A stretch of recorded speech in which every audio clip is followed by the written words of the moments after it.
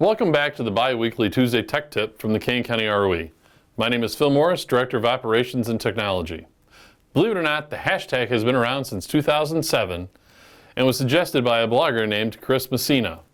Since then, it has become the norm and accepted across various social media platforms, beginning with Twitter and growing in popularity on Instagram, Facebook, and LinkedIn.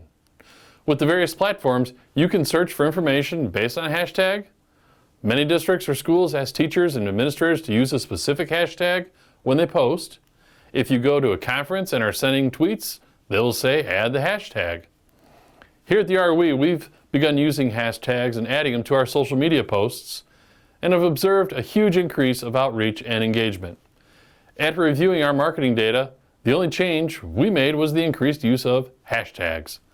In addition to the hashtag, you will see the ROE using special hashtags for upcoming programs and events. Such as our Kane County Institute Day this past week, we used the hashtag of KCID2022.